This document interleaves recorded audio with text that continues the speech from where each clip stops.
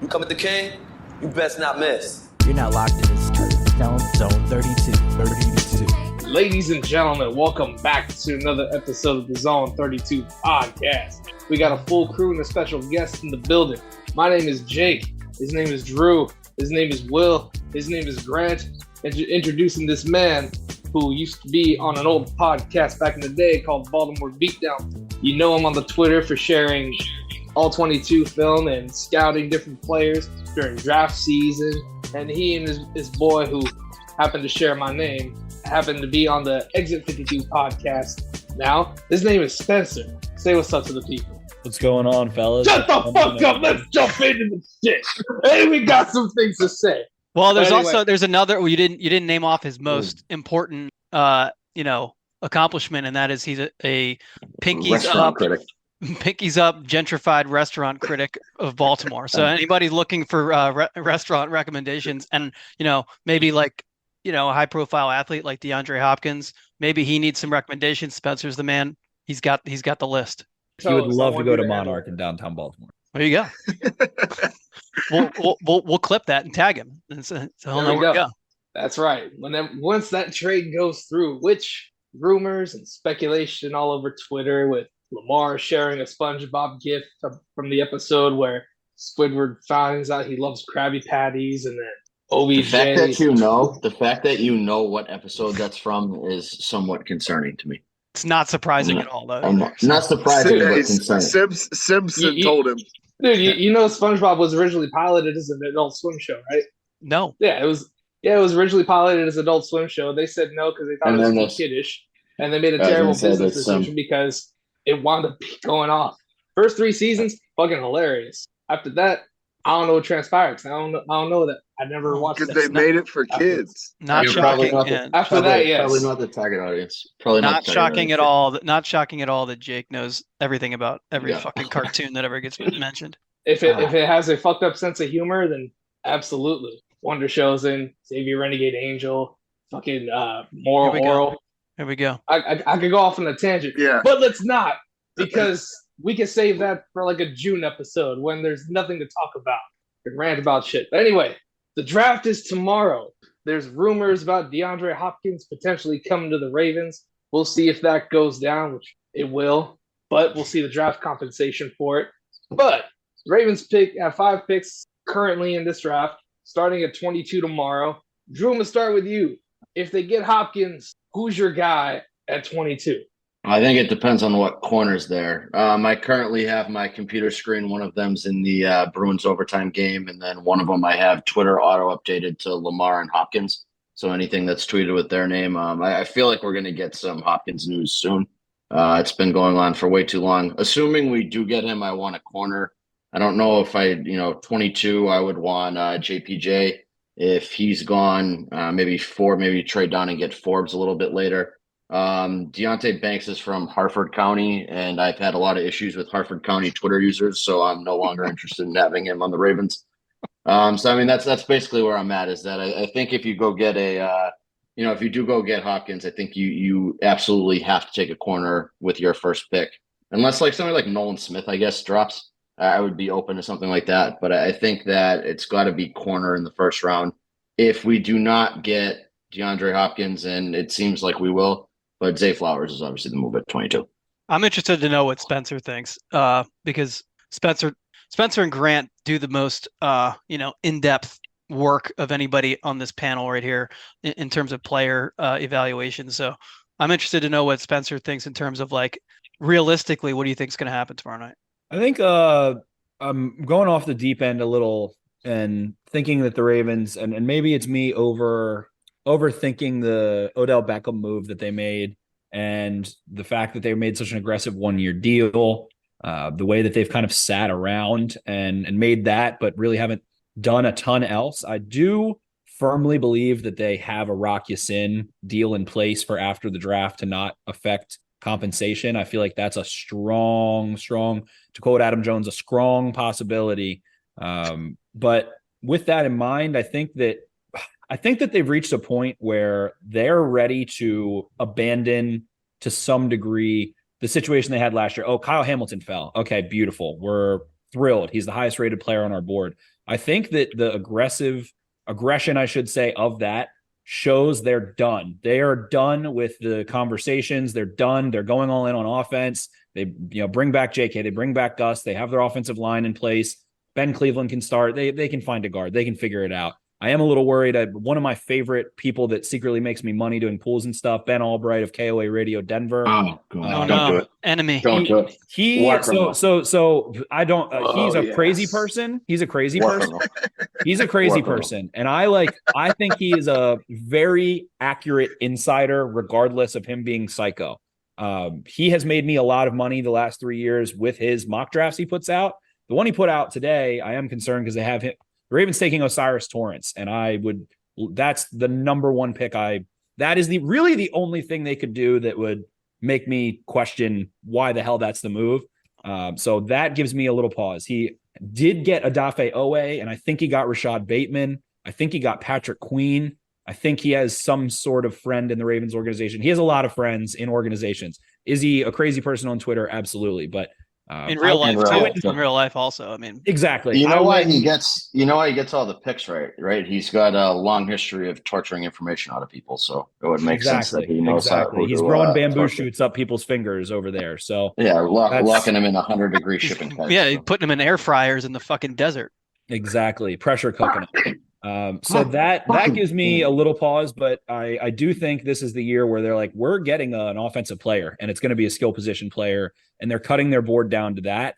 If they don't get the trade back, whatever, we can always hypothesize trades. It takes two to tango, and I think Jeff Zrebeck said that today too. It's like you got to have somebody to fucking make the offer of the trade. Right. Maybe a Hendon Hooker. I think we saw Joel Klatt today mention Jordan Addison and another offensive player as potential. He thinks teams from the late first round, meaning like the late 20s, early 30s, might want to trade up to where the Ravens are for a Jordan Addison. And there's another player name that's escaping me. So I do think Addison makes a ton of sense, because if I'm looking at the offensive skill players at this draft, in this draft class, number one, you're looking at Bijan Robinson. He makes an instant impact. You can get into arguments about J.K. Dobbins, whatever. I think he's going to be well gone before they pick. Jackson Smith and Jigba, I think, is well gone before they pick. They're not going to take a tight end. So that leaves me with Quentin Johnson, Jordan Addison, Zay Flowers. And I really can talk myself into all three of them. I think there's redeeming qualities.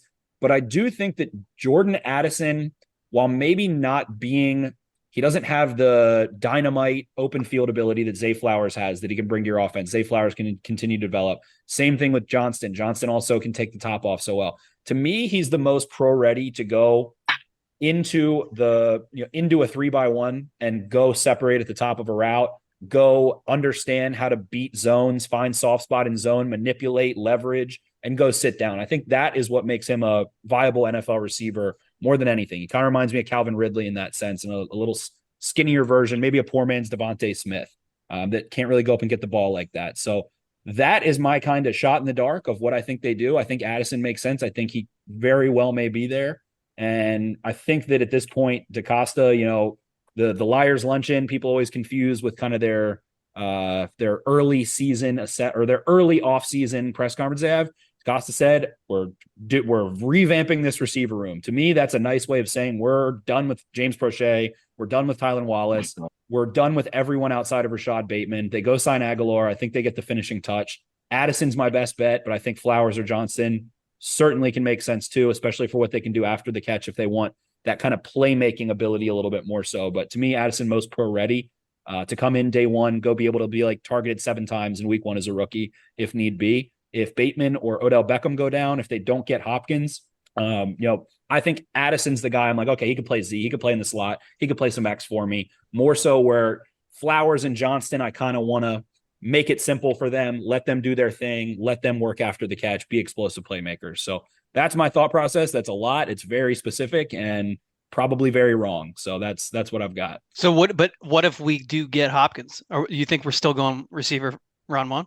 I think if they get Hopkins, and I'm going to give them a dead 33% chance, I think it's either Chiefs, Bills, or Ravens are getting Hopkins, I think, in the next 24 hours. Mm-hmm. I would eliminate a receiver if they get Hopkins, and I think they do go back to their BPA. Some people have been saying, I think, Drew, you just mentioned maybe Nolan Smith. Yeah. That that He'd would be great. Yeah. Klatt mentioned that today as well. That would make so much sense. Maybe he doesn't have the production teams like something like that. He's been mocked pretty high, but Hamilton was never supposed to go to the Ravens, and it would be a classic situation. So Smith is like a higher ceiling Owe to me. He's like a athletic freak.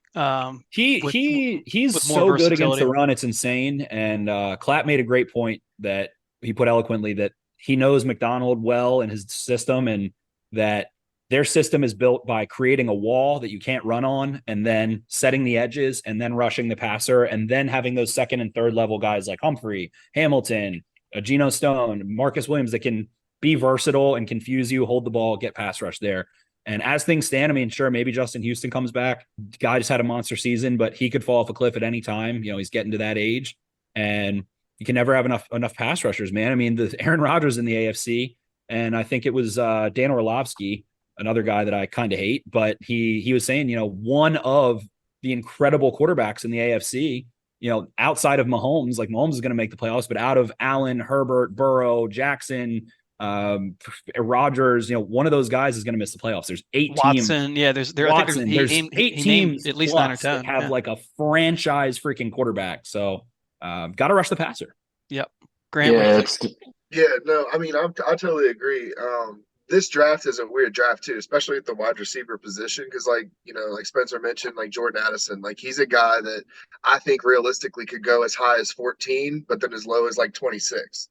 So like it's a weird draft. There's a lot of things that could alter. I mean, let's say there's a lot of teams that are high on Hendon Hooker, and somehow he pops into the top 20 to like Tampa Bay or somebody like that, like that's going to throw the whole draft for a loop. Or if Seattle takes him at 20, there's a lot of variables in this draft that I think confuse a lot of things. As we all know, I love Zay Flowers. Like what he can do after the catch, the way he attacks the ball in the air, his route running, his physicality, he's dual in the run game, plays all 3 receiver positions. Like he's a complete guy, and like he's the type of guy that immediately would have an impact, especially even if we get D-Hop, because you're adding, D-Hop, Bateman, Flowers, Odell, the way that you could use them in those sets in, Monken's system, that's, something that's going to be dangerous, and it's a young dangerous. I mean, you have D-Hop that's a little longer in the tooth, but, it's a young dangerous, and that's what you want to develop behind a quarterback like Lamar, especially if you're about to invest a lot of money into him. Give him a bunch of sports cars. Another guy that I kind of think could, maybe move around there is like I've been pretty big on Kalijah Kancey. He's one that, if he's there at 22 with McDonald's defense, you need to be able to have a 4-man rush, and you need to be able to get pressure out of the 4-man rush. We've had an issue getting that pressure internally, through those inside zones. So adding him, somebody can kind of pierce that line of scrimmage, then that takes a little bit more pressure off of your second level with your linebacker. That allows you to play more of that outside end, like Spencer said. So like it is a contained defense, but and that's why you need to have those strong players in the back end, to where they can kind of isolate themselves. They know their zones. They all exceed at different skill levels. So, a ball skill, a man-to-man guy, a jam corner, like whatever.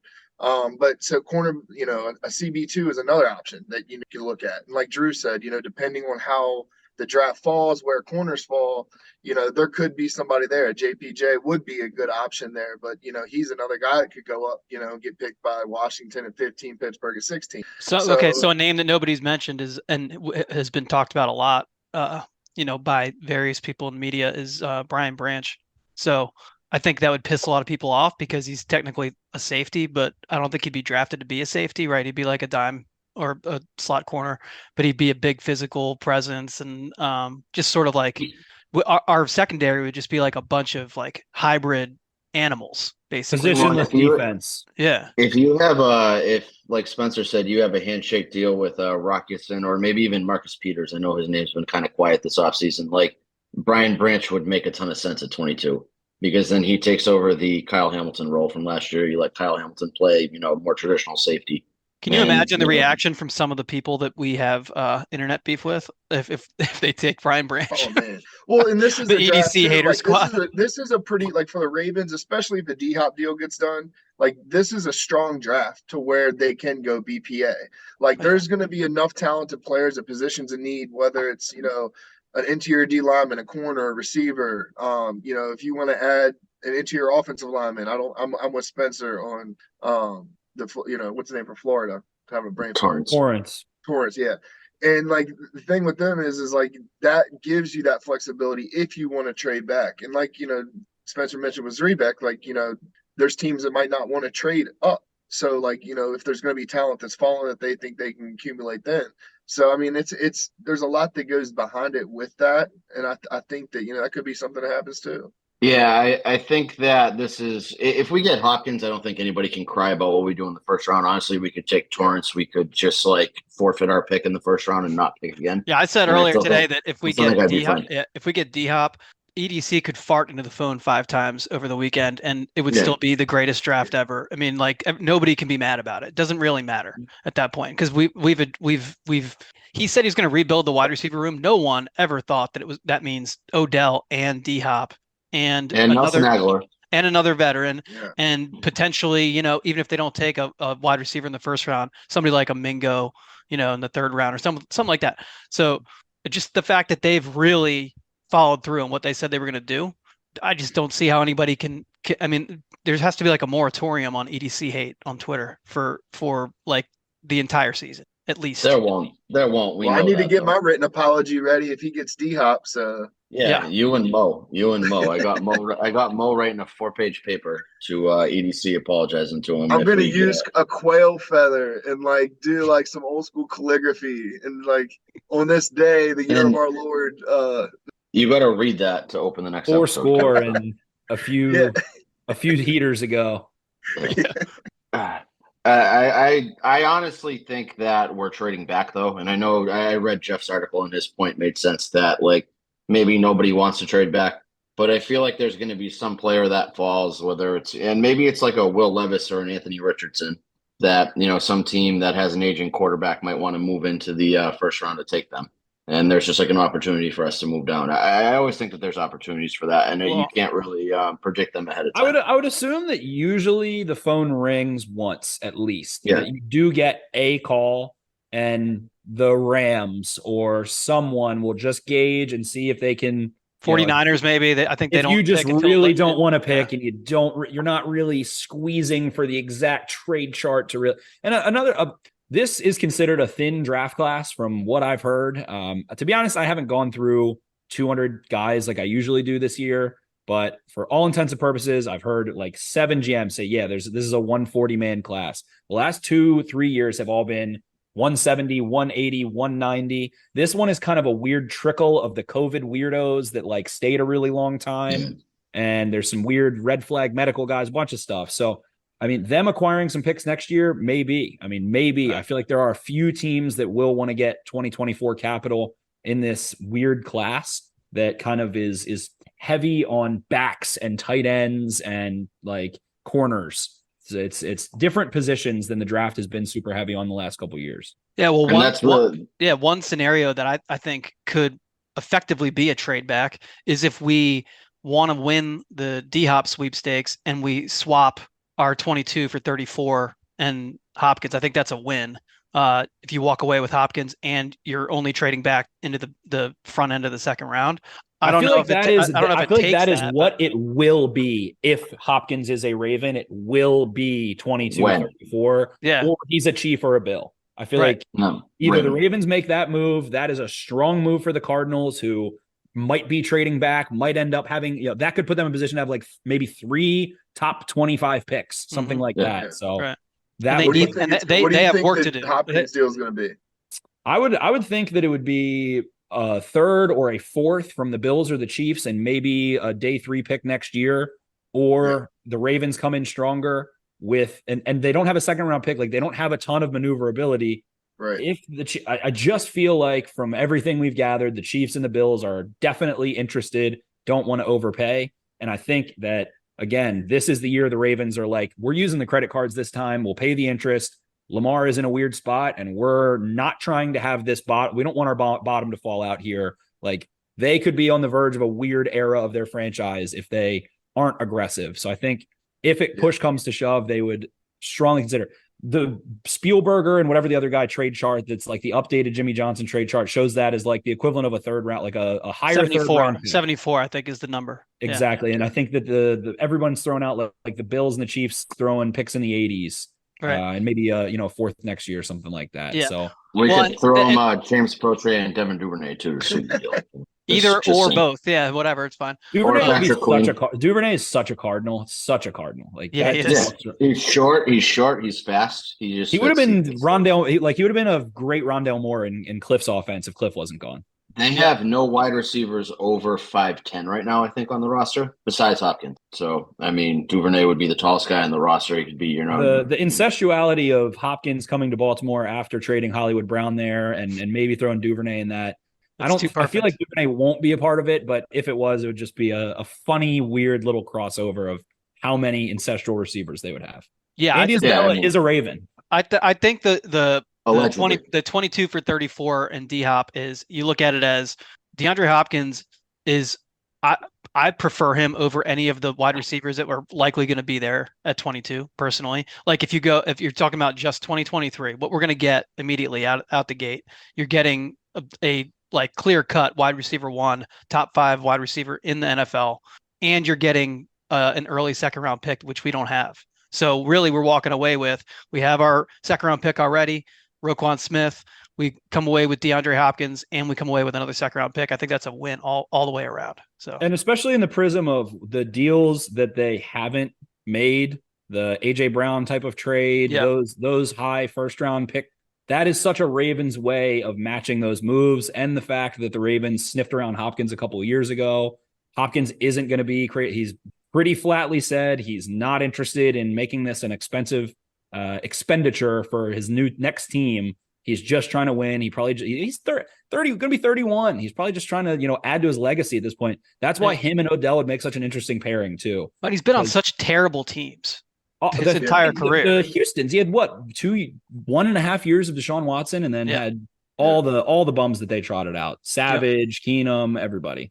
And then goes to Arizona, and Kyler Murray is, the most inconsistent quarterback. Gets a little bit of good Kyler, but Kyler blows his knee out. He's suspended. Hopkins is suspended for a while. Yeah. Doesn't really get the full throttled experience. Yeah, just a failure of an experiment, really. And to me, to be honest, I mean, if we're putting it that way, considering the volatility in Baltimore, I mean, the Bills and the Chiefs have a more stable quarterback situation, so that could definitely be appealing to him as well. If there is stay, I'm sure he loves the idea of Lamar over 27 plus, but that's if Hopkins has any say, that's a fucking tough trio to pick. Yeah, really. Who do you want to play? Who do you want to play with? But you have to believe if the Hopkins deal goes down, they have to have some sort of agreement in place already with Lamar. Like, hey, Lamar, we get this done. You're fucking signing this contract tomorrow. So that's the only way the math works, like cap wise, because I feel like they're going to have to restructure Andrews, Marlin, and Roquan. They got to max out the credit cards. They got to convert everything into bonuses for Stanley, for Humphrey, for Smith, for Andrews, Williams, everything they've got. And and so those guys clear you, I think it's like 20 million, 23 million or something like that if you restructure all of them. And something has to be tampered with Hopkins' cap hit and contract. I feel like regardless, even if it's the same thing that the Packers and Jets just had to do with Rodgers to make it work. I mean, it can be done. And Hopkins has already said he's willing to. Why would the Cardinals give a shit about eating? Taking care of some facet of a few $1 million. Well, and this is a tank year for them anyway. Right. So. Kyler's destroyed. They're in a horrible spot. Yeah. Yeah, I mean, Caleb Williams is probably better than Kyler Murray, so they can tank for that first overall pick, trade Kyler, and then be in good shape in a couple years. Possibly. Yeah. Lincoln Riley is going to be the new coach next year. And also, if you're to believe, what the fuck is Mike Lombardi? Is that the one who said the Hopkins and Odell ultimatum for Lamar? Mike Lombardi. Yeah, it was. Yeah, so I mean, if you believe him, then Lamar went to them and said, "I'll negotiate with you if you get me Odell and DeAndre Hopkins, and you get him Odell and DeAndre Hopkins." I feel like you're going to get his attention. So, it would make sense, and this is probably all of our own fan fiction, but it would make sense at that point. That is his version of the Ravens meeting the Ravens in the middle, and with Jalen Hurts deal coming in and being like, okay, he is as hot as he could possibly be to go get a contract right now, and got what apparently Lamar is essentially offered. So I think that would be a nice way of rekindling. The most interesting part about it is Josina Anderson repeatedly insinuating that the Ravens, if they can't get the deal done, should meet Lamar at the exclusive franchise tag price of $45.6 million. Who's that coming from? It's not coming from the Ravens. Josina clearly talks to Lamar's camp. So that is always interesting to me in that capacity too. Well, and then she responded to his tweet last night with I don't know, fucking some weird emojis like a phone and a contract. I couldn't decipher that. Well, so my whole thing is like she's all over him. She's all over Odell. She's all over like a lot of these players. And so, like Spencer said, she's clearly not getting that from like her own mind. Somebody must. Okay, so yesterday there was another tweet, and Spencer may be able to shed a little bit of light on this because aren't you friendly with Jack Settleman? Yeah.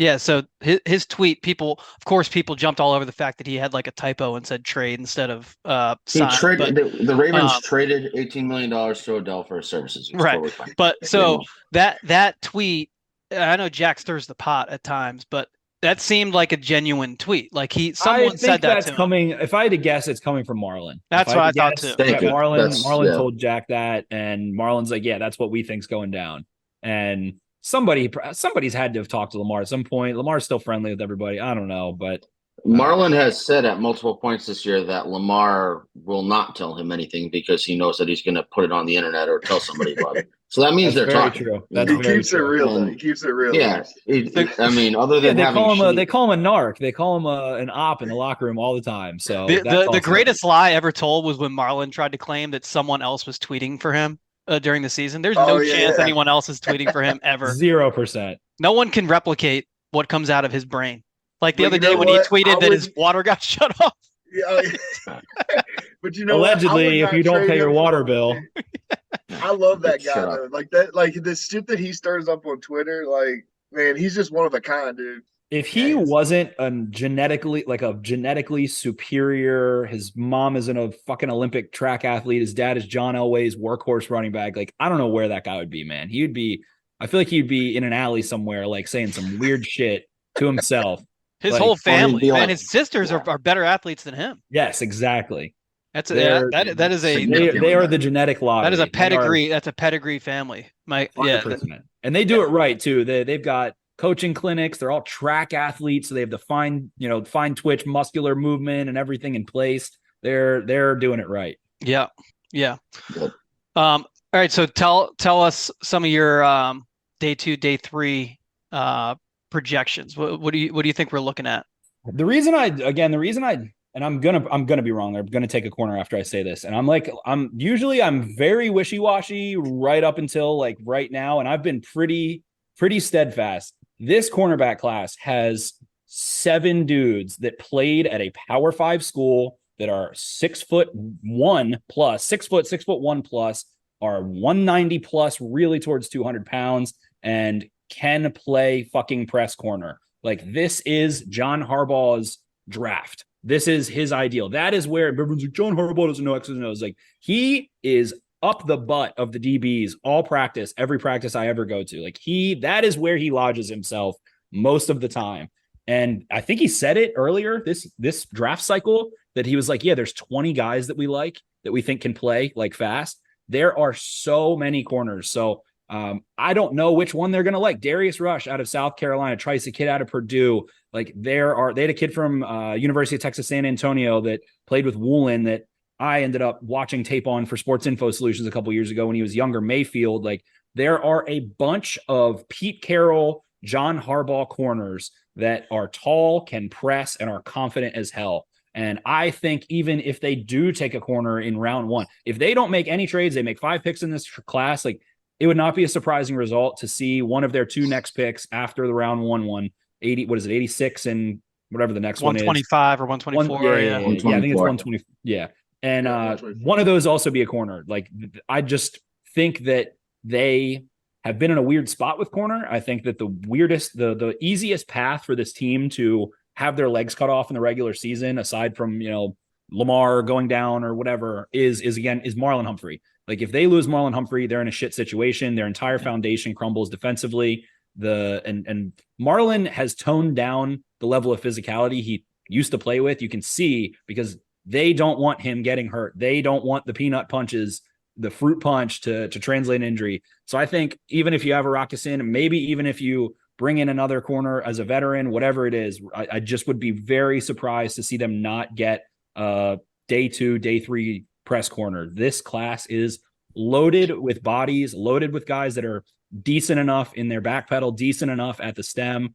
That is kind of my grand take of this whole draft class, is that like the way that the stars and the moon are aligning, in the way that the cyclical nature of football into the too high structure, into using more 12 and 21 personnel, into all of that stuff coming back, aligns perfectly with this draft class. The backs, the tight ends, the later round interior offensive linemen, the big boys on the defensive line, and the corners are all stocked. Those are the deep classes to me. So I think it aligns super well. And I think the Ravens would be somewhat foolish to not go get one of these tall, long, down to get this friction on corners, especially round 3, round 4. Do you think we have one of those handshake deals with Amos too? Because he came in around the same time as Rocky Sin. That definitely could be the case, especially if he's like gonna. I don't know what Amos's personal situation is, but if he plans on maybe being local anyway, they might be like, okay, let's see, maybe we bring him in during camp. But yeah, those guys both. But do you think we would see him? Well, we talked about Branch. He kind of profiles the same way, right? He's sort of a versatile, just back end weapon in terms. And you absolutely nailed it, Grant. I think that probably is the best. And if Hopkins is the situation, and the Ravens do get the classic Raven BPA, whatever it is, Brian Branch, and being able to have him and Hamilton carry verticals, blitz, and be able to match, especially against 2x2 sets, I think is like Beethoven's symphony of defensive football in Mike Macdonald's system. That would be incredible. Think about like what has caused us issues on defense in the most recent years as tight ends. I mean, in fantasy football, I start the tight end that plays against the Ravens every DFS. week. Oh yeah. Yeah. So like, in like adding somebody like a Branch, when you have the flexibility to do that BPA, like I agree. I mean, that's somebody that you can lock him and Hamilton on the outsides, almost like a strong safety rover combo. And then you'd have them play the outsides, double tights, whatever. Both of them can cover slots in certain formations. So, I mean, it gives you that flexibility to be able to kind of attack your Achilles heel in a sense. Definitely. And then another one that kind of fits that in the later rounds is a guy that's just gotten shit on through the combine process, like Clark Phillips, to go be able to play a more natural slot and line up against the smaller receiver types in kind of a different vein makes a ton of sense. There's a couple guys in that sense. So this corner class, man, Garrett Williams at Syracuse tore his ACL. Oh man, who knows what his medicals are? I mean, that kid's probably easy top 40, top 50 pick if that doesn't happen. Oh yeah, because I like him a lot. So he tore his ACL on October 29th. So he's almost on the back end of his treatment and everything, and the way that ACLs are being medically progressed. Grant, you're gonna get yourself in trouble here. Hey, listen, because we're talking 2 months versus like 10 months. So like, but I mean, I think Garrett Williams is he's a dog. I mean, I think he could have been probably a first rounder if he didn't get injured. I mean, definitely he does a lot of things really well, and he's another big physical guy. I mean, you want Voorhees, you want Garrett Williams. Like, what other injured guys? Hey, I'll take Voorhees in the 150s all day. Your heart just goes out to the wounded soldiers. That's it. Yeah, except for David Ojabo, because God forbid we take. I'm David a Pickens Ojabo guy, Spencer. I was a Pickens guy, so I was like, man, take the fucking shirt. Like, this guy just tore his Achilles 2 months ago. Like, this is not true. It was a little too cute for you. This is not true. I have the receipts from that night when the pick was made. Drew and I were celebrating, and Grant said that was a great pick. Well, yeah, I mean, anytime that you got guys with a first-round capability, but here's my thing with it is he tore his Achilles recently. You're not getting the fifth-year option on him of a first-round pick. So basically, you're redshirting a guy potentially played 2 games at the end of the season. So then you're basically getting a guy 21 snaps, 21 snaps for 3 years. So you need him. He's basically Grant, if you just went the route and said that I didn't want to see Drew happy, that would get a lot more people. Well, I never want to see you happy. So I mean this would just be, like when we take Mike Morris at 199 this year, I'm going to be thrilled. Or when we end up with Ronnie Bell as a UDFA. Actually, I hate Ronnie Bell, but whatever. Like, still a Michigan guy, so I'll ride with him. We're going to get a running back at some point. Yeah, I mean, we're going to get Josh Ross. Josh Ross is going to be our starting inside linebacker when we trade Patrick Queen for picks. So It's going to be a whole Michigan defense going on next year. So I love me some Josh Ross. Yeah, He's got the other intriguing fits here in the sense of Ajabo, and it stinks that a trade back possibility. The Ravens, depending on how they were to maneuver. I mean, DJ Turner played for Mike McDonald. DJ Turner is he's such a yin and yang to Marlon Humphrey in that same vein, where a guy like Tyler Lockett will give Marlon Humphrey trouble all day. Like DJ Turner is the type of player that can deal with those twitchier, smaller receivers, so fluid, so explosive. He's like, I think Mike Renner said it in his draft guide, is like, if Tyreek Hill played on defense, he's that kind of twitched up athlete. So he's someone that intrigues me. I think because he ran that 4.2, he's just out of their range, but another intriguing fit that I'm sure Mike McDonald would love to sneak on down. Yeah, because 22 would be a reach for him, but if we trade back into like the 40s, he's definitely a guy that would have to be in the mix there, I would think. Because I don't think. Maybe it could be, hey, we're sitting at 85, we pick up 79 or something, and then hey, we'll go get him at like 65 if he's there, something like that. Yeah. Well, and I think another guy that I really like too. Yeah. So I think Queen's gone. I was saying another guy that I really like too that could probably be in, like, I would say like day 2 range is Keanu Benton, another like interior D lineman. I mean, he's another guy that kind of pops out. And the more I sit here and think about it, I mean, just names keep continuously coming up. So I mean, this is a great year for the Ravens, regardless of 5 picks or not. Mozzie Smith would be a great interior defensive lineman to pick up too. He's got a gun charge pending, but I think that's bullshit. So, free him and he's fine. But I think that probably automatically disqualifies him from our draft board. But yeah, it was like a bullshit thing where, he got stopped and he had like a loaded Uzi in his car or something like that. They shouldn't have searched his car. So it's could happen to anybody.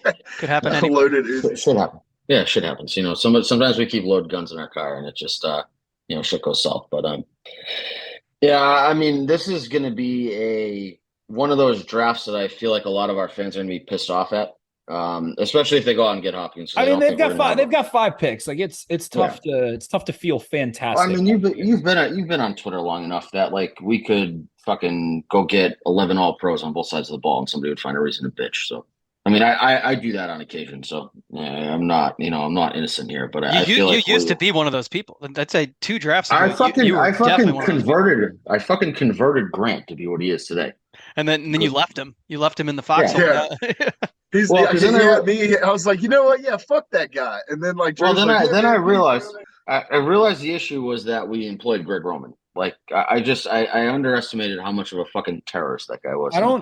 There's probably only 2 coaches that have ever been that divisive, and the other one, Matt Cavanaugh, back in the day. I mean, oh my gosh, Matt Cavanaugh. If you go up to Looney's in Bel Air, you'll still hear that get murmured around. We avoid. Well, Cam Cameron too. That was another one. It was, I mean, at the back end. It wasn't long enough. It wasn't like, I guess it was 4 years, wasn't it? But it's weird. It's Cam Cameron, yes, but Matt Cavanaugh, man, he was you guys know I don't go too hard on the coaches, but Matt Cavanaugh was a fucking bozo. Fuck that guy. Oh yeah, he was. I remember Cavanaugh. And that's where Roman got towards the end there too. It was just kind of like his play calling was just so bad. It caused so many problems, and I feel like we would have been in so much better of a spot if we Spencer tried to go to battle for Roman a lot. He was just. I think he's I still feel the same way. I think he's one of the best creative run minds and overall playbook designers, and his intelligence of football is incredible.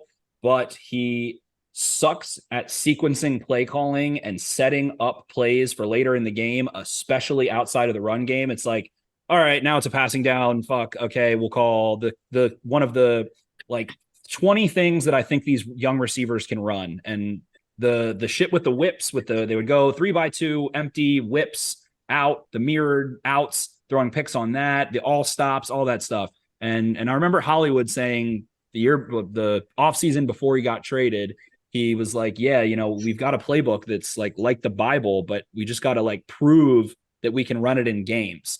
And it was like, they never had the same receivers. They never had the same consistency of their offense. Like some factors of it, I feel like he just wasn't trusting enough, especially like, I don't know, Boykin was a fucking idiot, it seemed like. And when they all threw him under the bus, I think it was after that Eagles weird Carson Wentz game or something, where they all threw him under the bus for like running the wrong routes and stuff. It was just, that was a mess. But yeah, I think in game, sucked in many ways at times. He was an elite coordinator from Monday through Saturday. Coordinator is the key word. Play caller is not part of that. Yeah, and then on Sunday he just completely shit the bed, and he had no ability to adjust in game at all. None. But I agree. He's his run game, like his design, like everything. It's innovative. I mean, the way that he can maneuver his offensive line, his blocking schemes in combination with misdirections. I mean, he's got a great concept, but he can't call a fucking game. I feel like my 10-year-old's playing Madden and I'm just watching him. Like, the predictability, like Spencer said, the all stops. I mean, that's a good route combo, but not 15 times a game. Like, well, the fact that to 2021. We had none of our running backs healthy, and we still were, I think, 6th in running in the league. Yeah, so. Latavius, at the end of that year, they had Latavius Murray and Devontae Freeman going kind of brazy. They were getting sick with it. They put up 200 rushing yards on the Steelers. Latavius Murray's barreling for 50-yard touchdowns in January. Right. Yeah. Well, and you can't even give Lamar credit for it because he was, obviously he was there for 2/3 of the season, but still it happened on the Bills. It was and to much of what Twitter said and things I definitely fought, but it did the lessons I feel like were learned in some ways in the pass game, and things would expand, and it would at least be some of the 3-by-1 stuff would still be relevant to what other NFL teams were doing, and that's why it was so exciting having Bateman, an actual X that can win at all 3 levels, that can beat press. Lo and behold, they're scoring 30 points. You take away the on-ball receiver when he gets his foot injured, and it all goes back to shit immediately in the pass game. Yep. Yeah, I mean, we had no wide receiver depth either, which I would say, will always be a Greg Roman apologist. You can roast me for it all you want, but he did have a shit receiver room most of the time, except for 2021 when everyone was healthy, which was not most of the year. I almost want to pull receipts on your. I just remember you had a tweet about Odell Beckham in 2021. I still stand by that point. We agreed on this. The Ravens needed a corner at that point more than they needed Odell. Knowing what we know now, he already had a non-existent ACL, it's just an unhealed ACL. So, which does go to show how insane of a human being he is, and that it has to give you hope that he can grit it out this year. He's going to want to play again next year. He's going to want to get another contract. Well, and we need him too, so we can extend him and erase that 11 million in dead cap. So, I mean, obviously it's an $11 million future cap. And 11 million isn't that much in the big scheme of things, but still, I know that EDC has no interest in eating $11 million. So I think the gamble is we're going to have him at least for 2 years. Yeah, but that's health dependent. Longer. Yeah, exactly. I mean, ideally it would be a 3-year, I think, commitment. But he's like a bye-week extension kind of guy. If he works out when he starts, I feel like that's kind of. If everybody's, that's a great point. If everybody's smiling around the bye week, they're winning, everybody's happy. Could definitely just get that over with. Yeah. Yeah, and clearly they have no issues negotiating with his agent because they got that deal done pretty easily. They pulled him off the plane going to the Jets. So yeah. Spencer, tonight I know you were very busy having. I'm good now. You were having upscale treats, so you didn't get to watch yourself, but you had a cameo on the Dozen tonight. Yeah, RDT called me last night, and I was like, "What the fuck?" It clicked as I was picking up. I was like, "Oh fuck, am I about to be on the Dozen?" And he started reading the question, and I was like, "I have." Before he said the names, he was like, "East of the Mississippi." I was like, "What the fuck are you talking about?" And then he's like, "What's?" And then once he asked what school that they went to, I was like, "Oh my god! Thank God this was a fucking softball." I couldn't believe he didn't know it. I couldn't believe it. He really isn't a Ravens guy. He fucking hates Ravens. So I didn't know Derek Wolfe. I had no memory of him being at Cincinnati, but Isaiah Peed, I remembered him. So for sure. Yeah. Every time you say Derek Wolfe, I just remember you calling his wife a taxidermy animal on the podcast. She is. That was a late night, 2 hours into recording, and Will. I think that was one of the heavy bourbon nights. That was one where my bourbon was filled to the top when we started. Yeah, we went through his whole, fucking wife pulling the receipts, accused her of a federal crime, and then Will's like, she's just a fucking taxidermy animal. I don't think they're going to arrest her or something like that. It's like, holy shit. That That is the good part about being a smaller podcast is we say things like that don't make it back to the intended targets. And then, You'd really have to hate us a lot to go back and comb through every episode and find, stuff to cancel us over. Yeah. It's fun. It's fun until you're in freaking, oh my God, Shane Gillis's shoes. You're like, oh shit, I got Saturday night. Fuck yeah. And they're like, racist. We just went back 8 years and found you saying some horrible things. He's a comedian, for Christ's sake. Exactly. But I also know the one thing that they'll pull on us is the amount of times I use an outdated statement to refer to mentally handicapped people. It starts with an R. I'm surprised it hasn't slipped out on this one yet, but well, I mean, honestly, I muted myself at some point when Spencer was talking. The Bruins gave up a game-winning goal, and I went a little bit ballistic here, but I muted myself. So there was a lot of words that came out then that would not have been consumable for air. That was not good, but yeah, I've toned it down. I'm a changed man from 3 weeks ago. Last time I said it live on the podcast. So, all right. Well, before we wrap it up, let's all put like a firm prediction for tomorrow night, and it can be DeAndre Hopkins is acquired. Lamar Jackson is extended, and we draft a corner. All three. Okay. What corner? I hope Joey Porter Jr. That's my that's what I'm hoping for. Just seems to be the way things are going. Everything's coming up Ravens. So Spencer, gun to your head. There's some sort of trade. The Ravens make a trade for a player. They trade a player. They trade someone. Something gets the headlines. Gets Rich Eisen to go. Okay, something's going down. Gun to my head. Jordan Addison, and the Ravens end up with some combination of either Morrow, Ajomo, Javon Dexter. And let's go with Corey Trice out of Purdue, Mayfield out of UTSA, or Darius Rush out of South Carolina on day 2. All right, Grant. So my heart, Zay, but I don't think he's gonna make it there. I'm on the Kalijah Kancey train. I mean, if he's there at 22, I really like what he brings to the defense. I mean, a lot of people might be mad about interior defensive lineman, but I think when they see what he can add to an already stout Super Bowl contending defense, I think they'll be happy with the results, especially if we're getting D-Hop. Now, if we don't get D-Hop, it's got to be a corner, which I'm on the JPJ train at that point. All right. Jake? I think Kancey's crazy interesting with Matabike, where their strengths and weaknesses somewhat align, but Matabike can take on blocks in the run game so much better. Kancey is has such better eyes, such a better finisher. People forget that Matabike is Aaron Donald. So yeah, very true. They do. Well, and Broderick, I mean, smart analyst told us that. Broderick really started coming on. Like I like the potential that he adds to the defensive line too. Yeah, there is depth there. All right, Jake, what's your prediction? I'm predicting they don't pick tomorrow. I'm thinking they'll trade back, do the deal with the Cards. We wind up with D-Hop and get pick 34 back. With pick 34, we wind up with one of either Emmanuel Forbes or Keely Ringo. That's what I'm saying. All right. Keely Ringo, people forget, is the highest rated college cornerback coming out since Iman Marshall, who was apparently he's also he's good at football. Keely Ringo's good at football. People overthink him very much so. He's got that weird clip from the combine where he was backpedaling and looked like shit, and so everybody's like, "Oh, this guy sucks. I don't want him anymore." And he's not going to get asked. He's the type of corner you don't ask to backpedal. You ask him to slide, shuffle, and run. You're not asking. You can literally play corner without backpedaling a ton. Well, and he's got some nepotism ties to the Ravens with playing for Georgia, and we got Todd Monken. So Will loves nepotism. Will's big nepotism. Hashtag nepotism. I'm a whistleblower. All right, so I think we're definitely pulling the trigger on D-Hop in the scenario. If that requires us doing the 22 for 34 swap, I think then we're taking Branch 22. If we move that back to 34, I think we take Forbes at 34.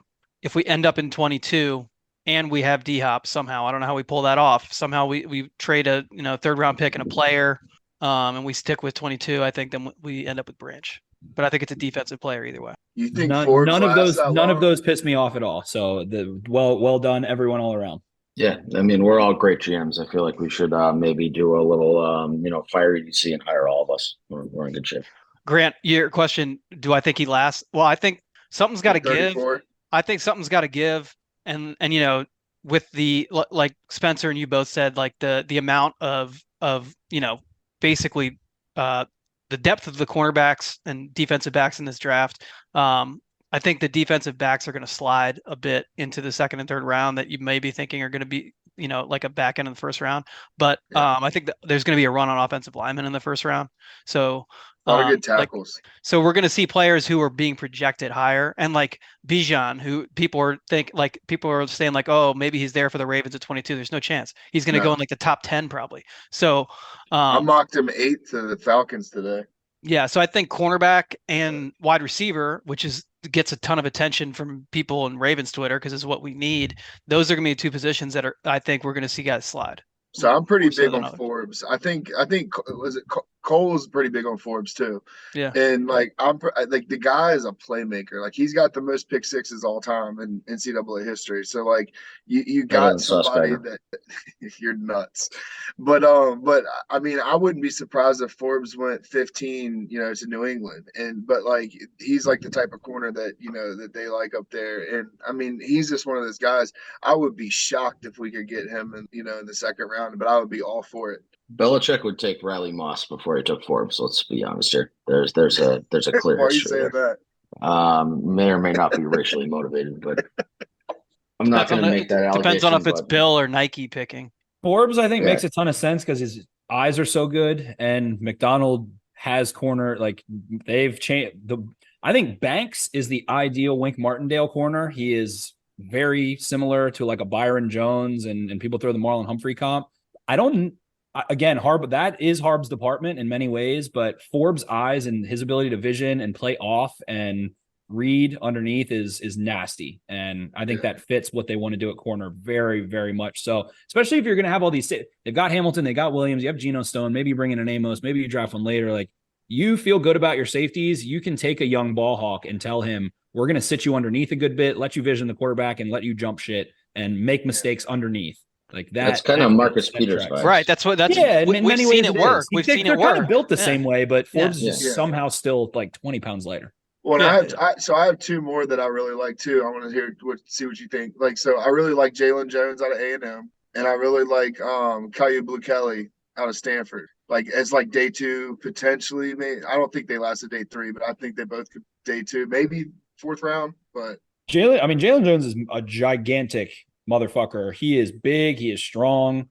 Man coverage out the ass. He is a 5-star. I mean, he's like those 2 guys you just named are perfect examples of why I'm going to overthink that the Ravens won't draft a corner in the first round. Jones, again, another guy where you're a little worried about like the fluidity that he has in some of those things, but I feel like you can mitigate that. We're also forgetting like they took a fucking running back converted into a defensive back that has played decent football. Like if you think that the Ravens are scared of taking someone that's like a little bit has a false step here, people are like, oh, Jalen Jones is a little bit stiff. He ran 4.5, whatever. Like they're not ultra concerned about that. I feel like Caillou Blue Kelly, I feel like I can't remember. Did he get hurt badly at some point? Maybe in 2020 or something. I think it was 2020 or 2021. I think it was last year. I think he was a 4-year starter, but he might have gotten hurt at maybe it was 2021. But he, again, so capable of carrying a vertical plane and not the most fluid guy, not the best tips ultimately, but like being able to do what they've asked Brandon Stevens to do. And you're starting at a much more advanced point with someone that understands the nuance there.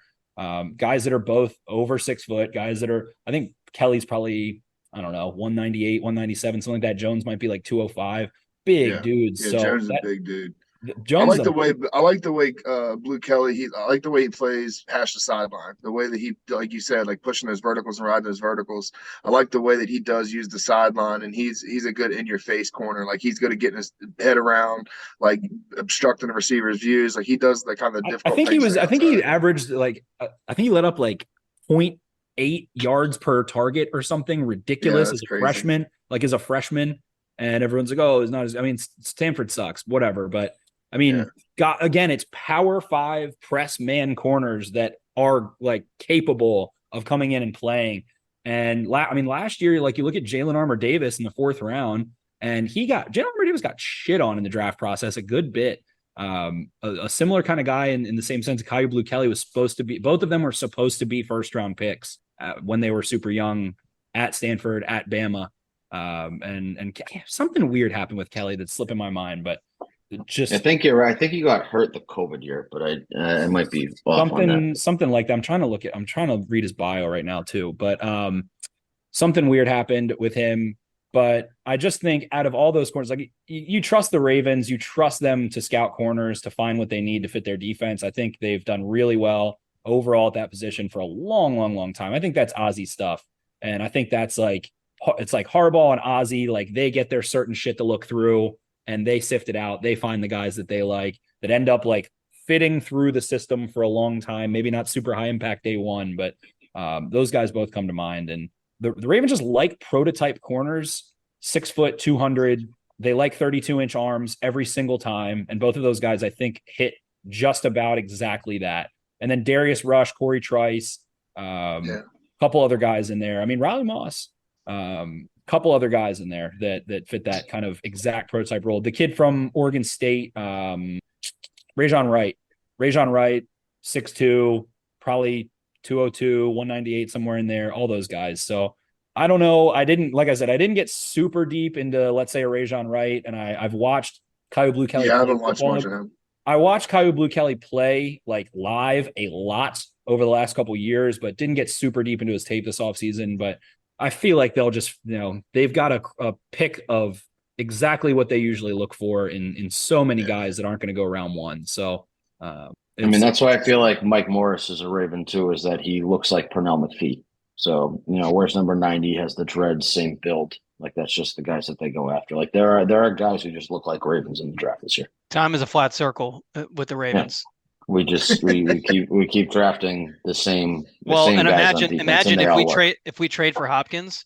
Last time we traded for a Cardinals, franchise cornerstone wide receiver, went pretty well for us. So let's fucking run that back too. And well, I guess it's a little bit different, but Flacco going into year 5 and Lamar going into year 6 or so. Mike Morris is interesting. You're on to something, Drew. You might be fucking spot on. I think that he wasn't like a full-time starter, was he? No, not until this year. Okay. After a job. And is he redshirt junior or is he true senior? I think he's a true senior. He's 22. Yeah, he's been there for a while, but again, he just looks like a Raven. And they again, need someone in that mold so badly to round out that room too. And I feel like he could it would help him get on the field faster, knowing McDonald for sure. So that is a good call. And they've got to be taking somebody from Michigan. I feel got to be taking somebody. Well, and they're going to let your guys fucking hang out to dry, Mike Mack. Yeah, it's much more likely they're going to lean on draft to round out that room, like you said, because we just cut a locker room leader to clear cap space. Justin Houston hasn't been re-signed. So instead of leaning on veterans on the defensive side, I think going that direction with the draft and going cheap because we're investing so much money in the offense now, it's kind of out of necessity, but especially if they're familiar to the defensive coordinator and this edge class really, I mean, a lot of like 37-year-old freaking 7th-year players that also like ran 4.4 and are super explosive and like good run defenders. I would even lump Miles Murphy into that. I would lump Carl Brooks into that, Byron Young into that. The kid out of Clemson, not Miles Murphy, KJ Henry. He's KJ. 24 years old, ran 4.6, like racked up 50 pressures, something like that. Zach Harrison's fucking huge. He's a normal age. Yaya Diaby's 24 years old. He can rush the passer like a month. There's a bunch of 29-year-old pass rushers that ran 4.5, 4.6, 4.4. It's like a really weird year, but a lot of guys that like converted position, weird stuff. So I think there is. Well, yeah, and if you take a guy like that instead of bringing back Houston, like I don't think that there's a huge difference in what you see on the field because I don't think Houston comes back and is a full-time starter. It's a rotation either way. So what does it matter? It sounds stupid, but like Dalen Hayes screwed them. Like he should have been good, and I heard awful things about him. Rumbles just didn't give a shit, didn't know the play. I mean, he's a Notre Dame guy, so that's relax. Hey, take it easy. Take it easy. But he should have been good. Like Dalen Hayes should be a rotational player for the Ravens right now. That should have happened. I was high on him. I was really high on him. I think Drew picked him as like a breakout player last year in one of our preseason podcasts. He was unbelievable at the Senior Bowl. He was a team captain. He was so good against the run at Notre Dame. Like he checked so many boxes. might have been better fit in Wink's defense a little bit, but I heard he just was like not with it. Just I put my faith in him last year. I said that he could be our, like our dark horse guy at defense, and he spit in my face and got hurt. So fucking. I think that's my take with the corner class. It's like take the one that interviewed the best and you heard the best things about. That's like sounds simple. I don't know, but like don't take someone that doesn't check those boxes. Like take a fucking Harbaugh Red Star guy. Take the Devin Duvernay guy of that group of those long press corners. That's my what I would try to whisper if the Ravens. Well, and because there's so many of them that you're down to that. That there's on the field, like their physical skills, there's not a lot to differentiate them. So if it's a guy that interviews well, then take him. I definitely agree with that. A lot of us have shit on the Ravens. Their character stuff can get a little corny at times, but like I feel like in this class, go get the anti Dalen Hayes in that sense. Like go get the one that didn't miss time, showed up all the time. Everyone raves about. He had a birthday party. Everybody showed up. Steve Kimes fucking talking about that bullshit. But don't take the guy who's got personalized chains of himself. Take the guy get the golden boy. Get the golden boy of the corner of the day 2, day 3 corners. Go get the hard we have enough, already between the Lamar nonsense and now we have Odell, so it's just all eyes on the Ravens and J.K. Dobbins. And and so that's when Dobbins does that, or a couple of weeks ago when Bateman was firing off, it's just like we need these guys to fucking chill out, just relax. Especially now with Odell here, especially if we get Hopkins, there's going to be so much attention on is it going to work? Is everybody happy? Everything else. So we certainly don't need any of these guys that we draft end up being fucking distractions or, creating headlines. So we just need some peace and quiet from one winning drive. That's what we need. 100%. And my closing statement is that I was borderline in this entire draft bullshit community saying Jonathan Mingo is going to be a top 50 pick. Why is this kid not getting more buzz? He was so good in Mobile. And now suddenly here we go. So that's I can't find a fucking sports book that has a draft prop on him, but this is a very pro Mingo. Yeah, we're very pro. There's nothing not to like. There's literally nothing not to like about it. No, I'd be super happy if he was the only wide receiver we came away with. Even if we end up not getting Hopkins, I'm happy with Mingo. He's been my guy behind Zay, and I love wide receivers, and he's been my guy behind Zay. And I'm with you. I don't get how. I could see him going in the first. The Chiefs or somebody. I think the combine, I think, was huge for him because everyone else was super light and skinny and thin and didn't run 4.2 and 4.3. Yeah. So I think the combine kind of was like when you start filtering through all of it, you're like, wait, there's only like 2 guys that are like over 6 foot and not 200 pounds or less and had any sort of like relative production. So I think that might have been it. But Mingo, stud, absolute stud. I was huge on Cornell Powell coming out of Clemson, and I'm an idiot, and I'm willing to miss on Mingo big time. I don't think you will though. I think he's going to end up being. He's a stud. I'm patting my back there. Jordan Battle, someone who got forgotten in this class. Very much so. I like Derek Hall out of Auburn a ton. Think he would be cool for the Ravens if he somehow falls into the 80s and can set the edge, all that stuff. So here we go. I said it was a thin class, and now I'm just rattling off day 3. Yeah, you've given like 47 names easily. All guys I'm looking at for Baltimore. But see, now you can go back to this, and when one of them turns out to be an all-pro, you can clip it. Be like, just cherry pick it. You just tell me which one you want. I'll send it to you. They're going to draft a corner after I said they won't, and they'll trade for Hopkins after I said there was a 33% chance. So 33% is a high percentage. 100% chance that DeAndre Hopkins is here. They're going to draft. I've never been more. Josina Anderson tweeting late night. Jesus Christ. She's tweeting right now? Yes. Oh, God. What'd she say? We got some live reaction here. Oh, yeah. Hold on. It's not earth shattering by any means, but she's just fucking stirring the pot. She is. I hate her sometimes. But no, if we get Quentin Johnston, that's going to be. Oh, yeah, you hate Quentin Johnson. I don't like him at all. They were showing highlights earlier on NFL Network, and they were like, yeah, which receiver? They were doing Daniel Jeremiah's mock. And they were like, oh, which receiver is going to, get picked? I forgot who they were mocking receivers to. I think it might have been Green Bay or something. And the one catch they showed him have was inside the red zone. He's wide open, and he catches it with his chest and his hands. And I'm like, good God, dude. But he's tall and fast. Use your hands. Tall and fast. The name that always sticks out to me about him is Marquez Valdez-Scantling. And I think he's a good player that has a role, but he's not like, you're not drafting that guy be your guy. There are Twitter analysts who told us that they wanted to sign Alan Lazard because Marquez Valdez-Scantling worked out in Kansas City. So I don't know. Polar opposite players. They're both just. That was a real tweet. Somebody said that because Marquez Valdez-Scantling worked out in KC, we should sign Alan Lazard. That happened. I just opened this Josina Anderson tweet and I look at the replies, and 3 of the first 5 replies are people I have muted. I think mine is. There? We've got 1, 2. I've got 6 out of the first 7 that are muted. Well, then I guarantee you we have some overlap there. Then definitely has to be. One of them's Mo. One of them's Mo. That's actually 2 of them are Mo. Hold on, it might be all 3. No, it's 2 out of the 3 are Mo. Mine's actually 3. It's 3 people with 7 tweets. Yeah, so mine was 2 people with 3 tweets. 2 were Mo. Mo is only on mute temporarily. Mute is also stupid. I just if it's muted, I just click view most of the time. Oh yeah. Well, you have to know what they're saying. The main use for it is I don't get the notification when they reply to me. So and it keeps it off your timeline. Yeah.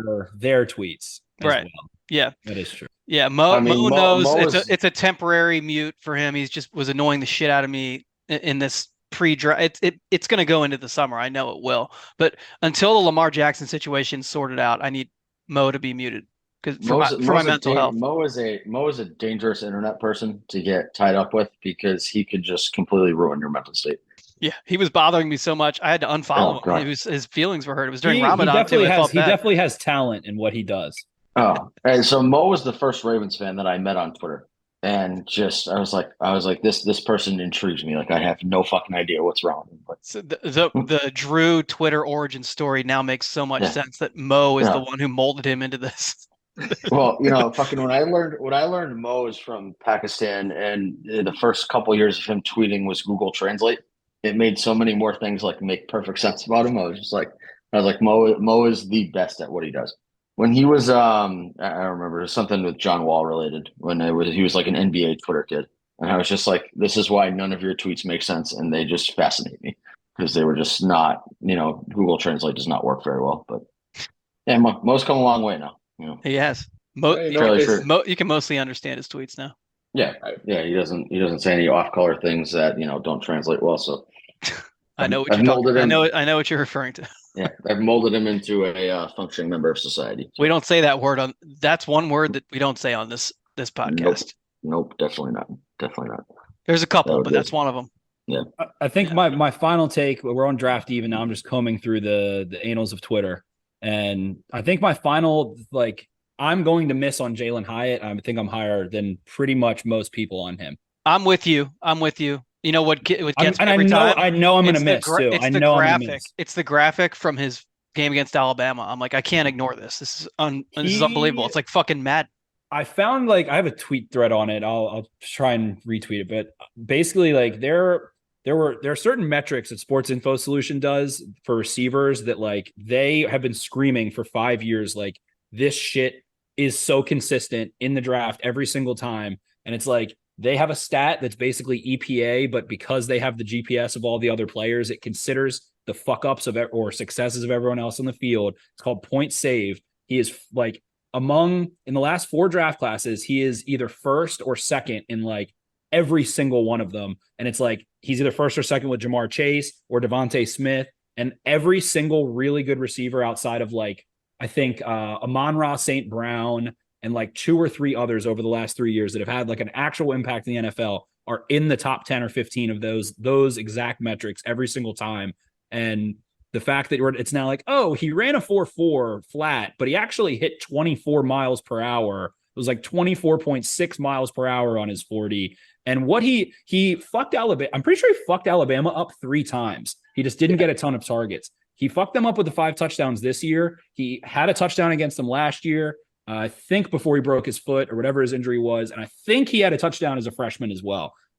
He did things as freshman and sophomore year that no one talks about ever. It wasn't in high volume. I think he only 20 catches last year, but he ran in breaking routes. He caught balls over the middle of the field. He beat press. He did things that people say he can't do, but there just was limited tape of it. And it's kind of the same thing with Mingo. It's well, if you look back over the last couple of years, he kind of does every single thing that you ask a receiver to do in ways So I think I'm willing to. He's the next Devin Smith out of Ohio State. He sucks. He's fast, and that's going to be me falling on the sword. I think he might go round 1. I think he sneaks his way. Everyone's like, it's Addison, it's Johnston, it's JSN, and Flowers. I think he sneaks in and beats one of them out and gets drafted ahead of one of them.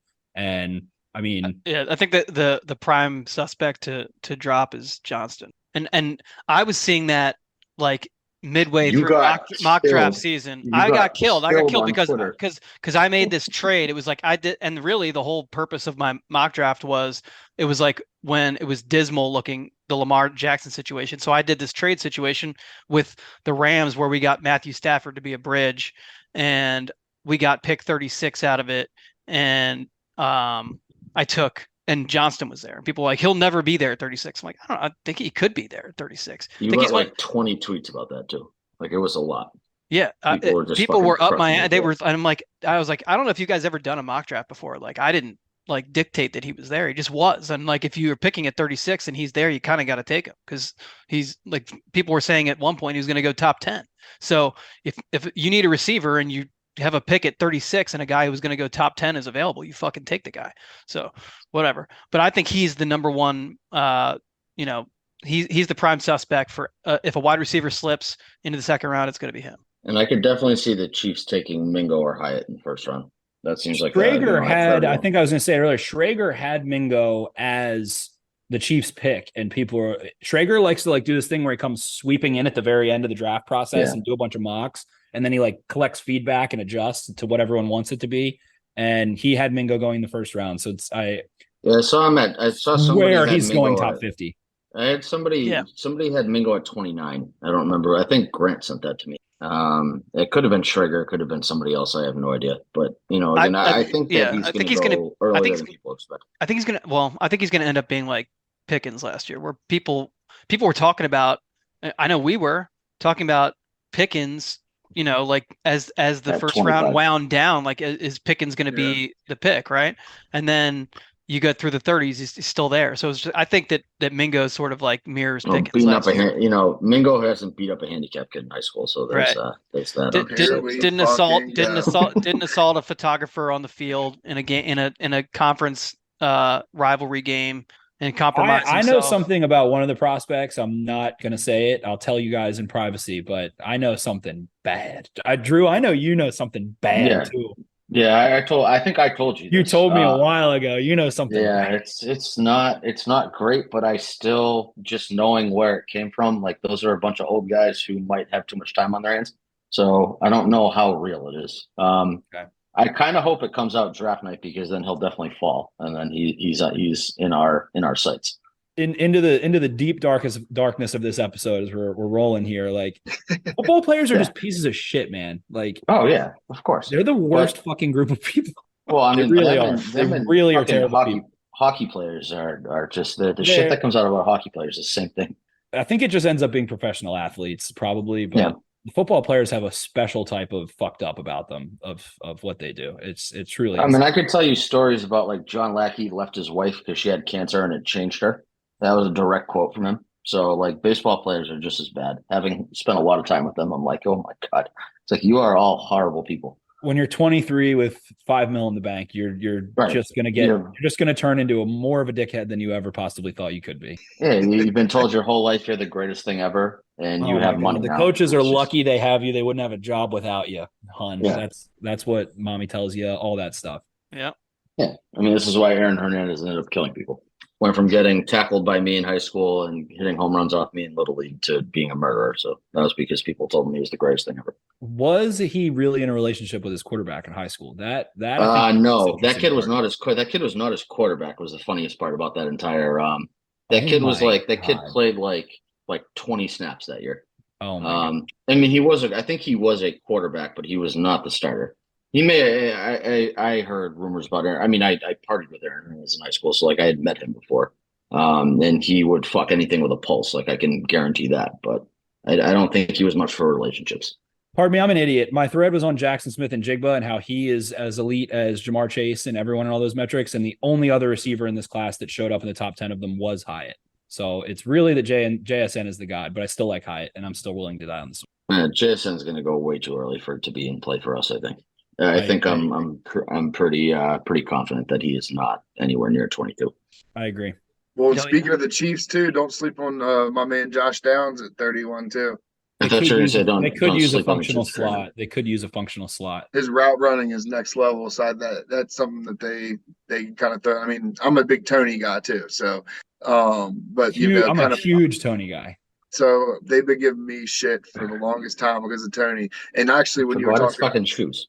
Yeah, well, yeah. Well, earlier when y'all were talking about, I think, you were talking about Ringo about the combine.